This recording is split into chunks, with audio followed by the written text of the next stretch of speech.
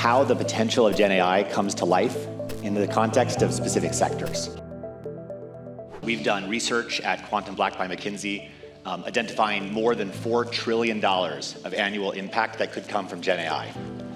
But the reality of this is that it only comes when institutions in particular sectors, whether this is banks, airline companies, pharmaceutical companies, or others, are able to actually deploy this in their operations and see improved results. Sure. So if we take travel and hospitality as a global sector, we're seeing over the last 12 months, first of all, a 25x growth in venture capital flowing into the sector to disrupt it, really focused on digital and AI. And then the core incumbents, we like to call them, are the suppliers, the online travel agencies, the hotel brands themselves, even cruise lines and car rentals.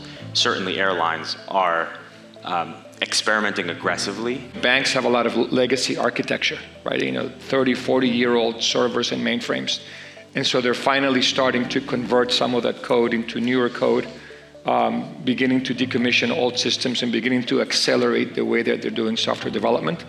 So that's getting a ton of traction. I'd say primarily within life sciences, it's around improving patient care and outcomes.